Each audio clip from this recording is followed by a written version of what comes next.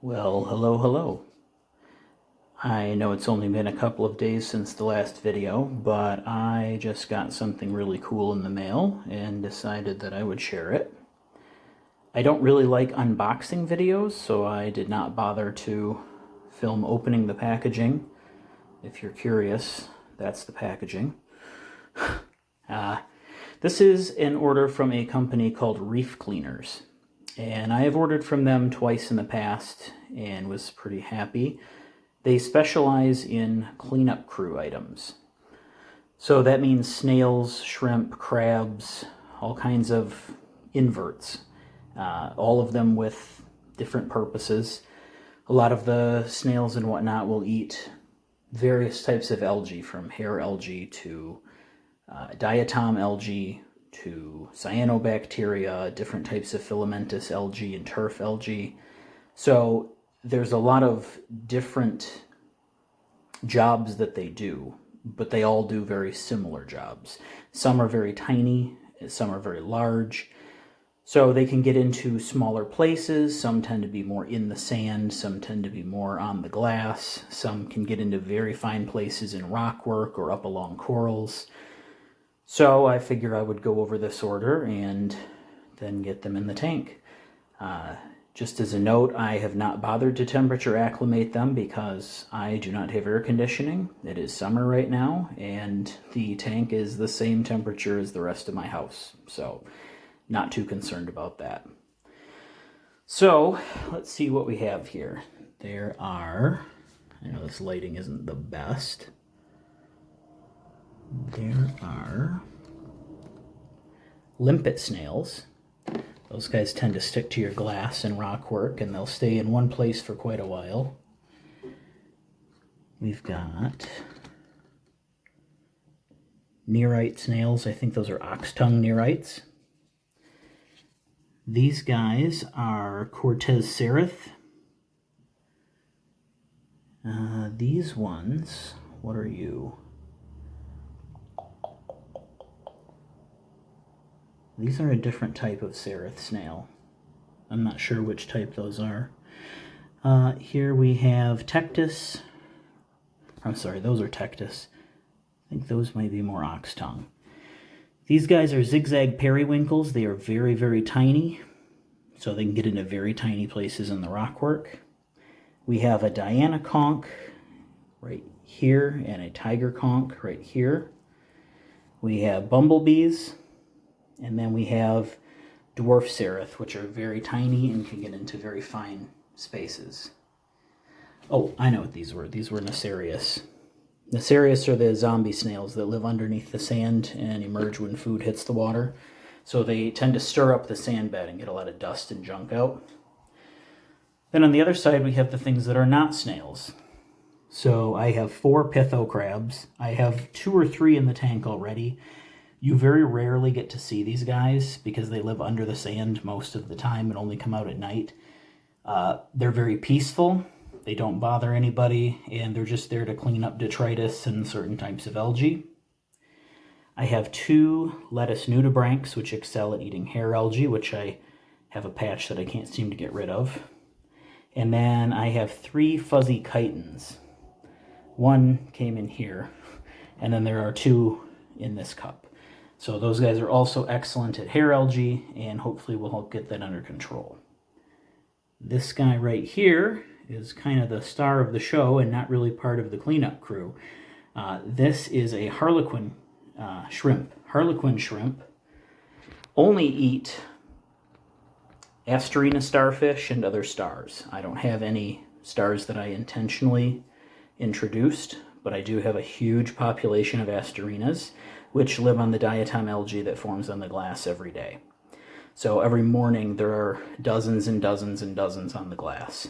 And every time you pull anything out of the tank, frag racks, shells, pieces of rock, parts from your filter, there will always be Asterinas clung to it. So I'm not really scared about running out of food for those guys.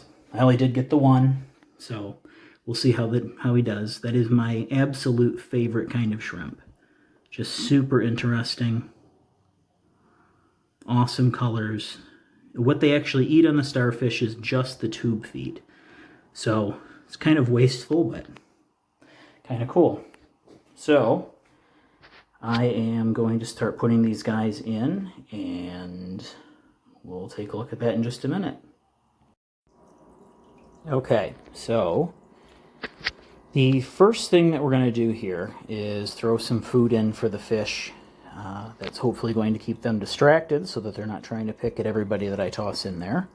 In the past, the biggest issue that I've had is hermit crabs. If you're familiar with cleanup crews, you're probably wondering why there were no hermit crabs in this order. That's because I do still have a few in here.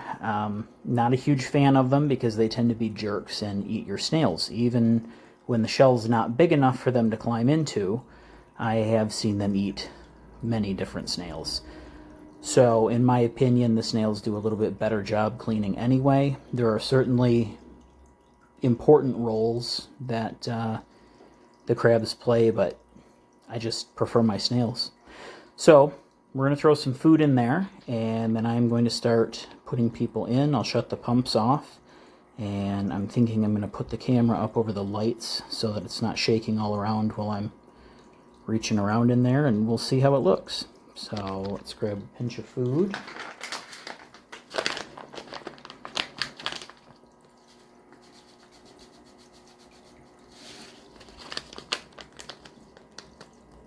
And yes, I know that's a lot of food, but that's also to distract the crabs as it sinks, so that hopefully they're not going to try to eat everybody.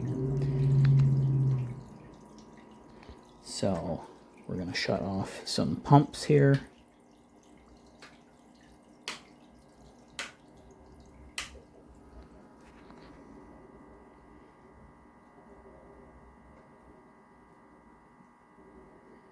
And hopefully that'll provide us a better view from top down. I think we're going to try to do it like, no, it's better that way. Right? Right. Okay. Cool. So, I was going to say, actually, I still have the little boat, so I can put you guys in the glass bottom boat and maybe do that instead. Okay, very cool. So we're going to start off by putting these chitons in there, and unfortunately they are not easy to remove from the shells that they come on, so the whole shells are going to be going in, and I'm going to put them kind of toward the front, just so that if I want to remove the shells later, which I probably will, they'll be able to get out. Or I'll be able to get them out, rather. A little bit easier.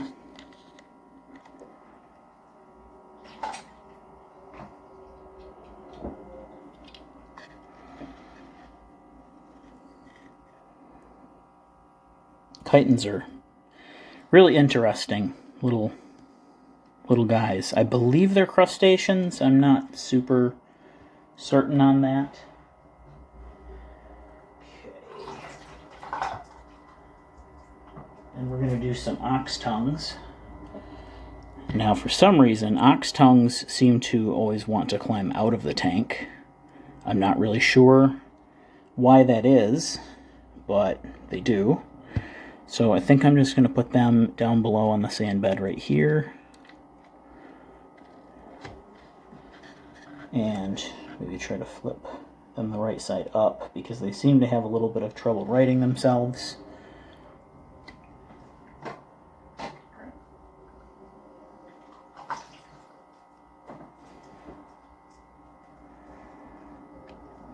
We'll go ahead and put the other neorites probably right with them. Okay. And I know this looks like a ton, but every time I've done this in the past, I get a whole bunch of these guys. And usually within about a year or so, you just don't see as many snails. Again, that's probably mostly to do with the crabs, but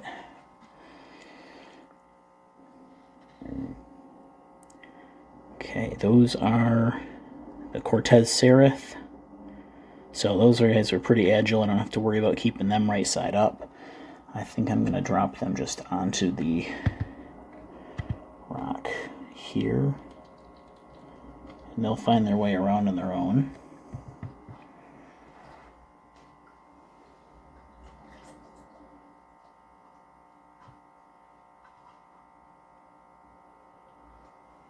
The limpets are rock solid inside of their little cup. By the way, they did not come in these cups. They just came in bags with wet paper towel. I put them in the cups just to be able to display them a little bit better. You can see the little foot suction cup perfectly on there. So unfortunately, I think I'm just going to have to put the whole cup in and let them escape on their own. Didn't really want to do that, but sometimes you have to. So I think we're just going to set that here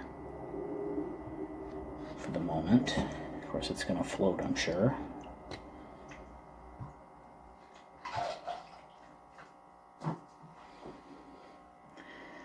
Okay, Necarius vibrex. These are the zombie snails that are going to go under the sand. So we're just going to put them right in the front in the sand. Let them do their thing.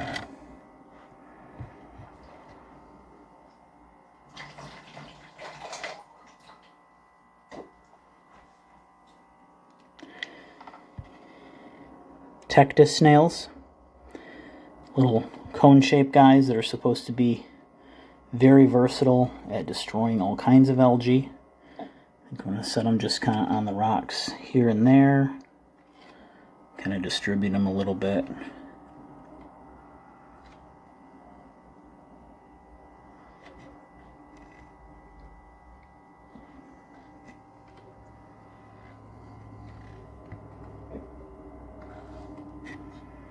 Okay.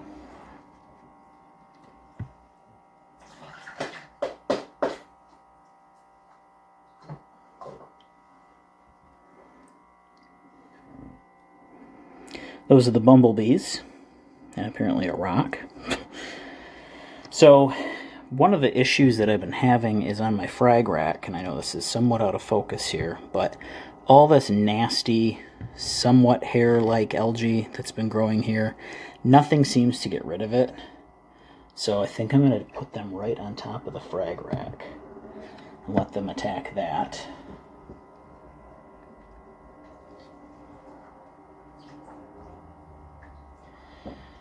The zigzag periwinkles,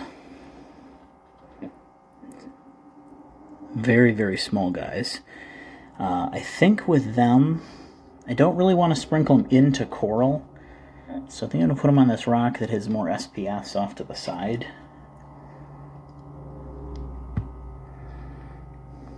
And there they are, a little bit better view of their zigzag pattern. So, we're going to attempt to dump some of them out.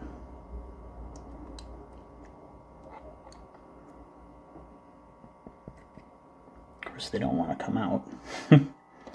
Might not be able to film that part too easy. Let's try it again.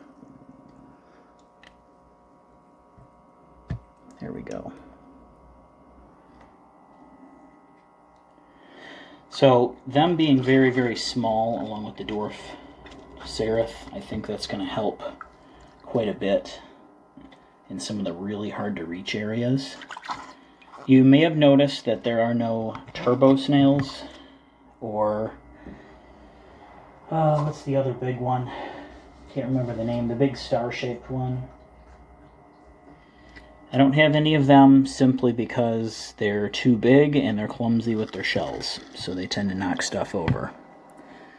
I think I'm going to put the dwarf seraph on top of the frag rack as well, and just see if that helps.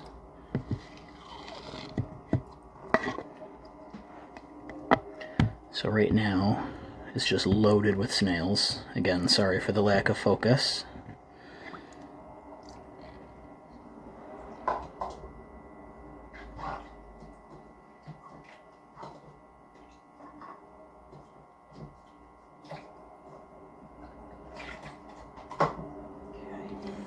This is the Diana conch.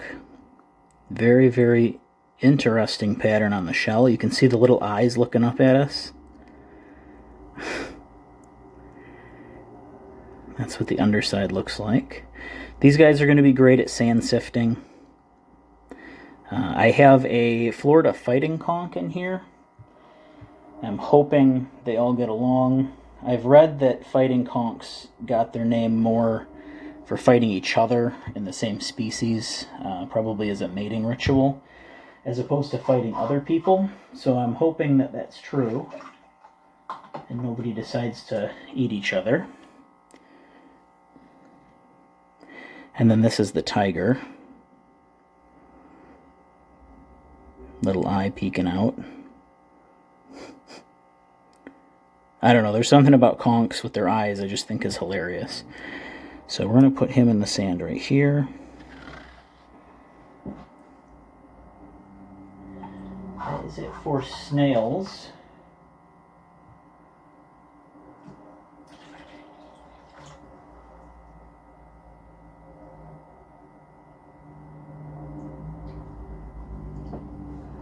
Next, we have the sea slugs.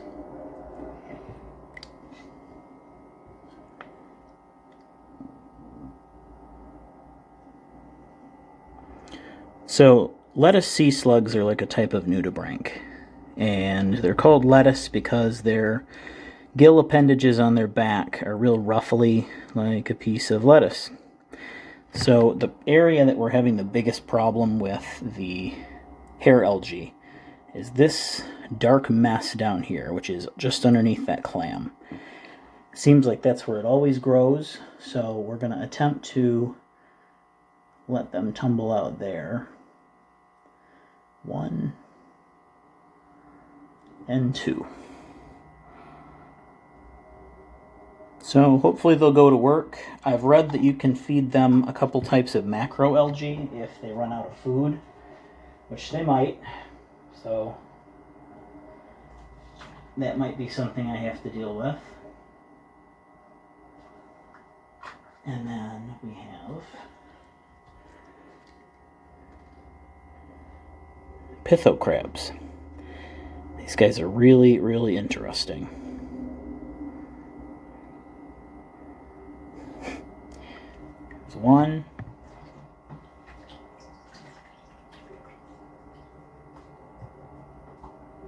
This one's got a really cool pattern. Look at him. Ooh, they do pinch. Doesn't hurt, but it's a little bit of a surprise. Okay, he's in.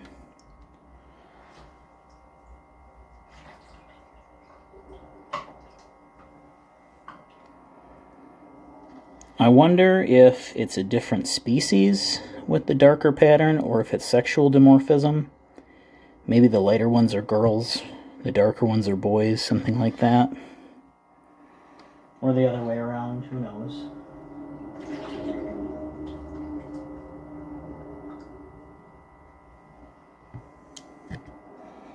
This one's got a little bit of a pattern to him as well.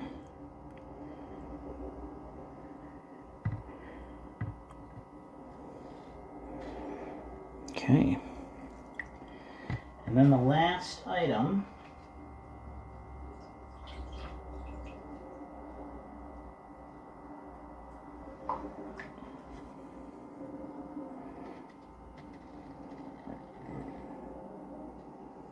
is this guy. I have wanted one of these ever since I first learned about them when I was a kid. My friend got one recently, and he's had pretty good success with it, so I decided if he could do it, so could I. So we're going to let him down right there, and we'll have to check on him in a little bit.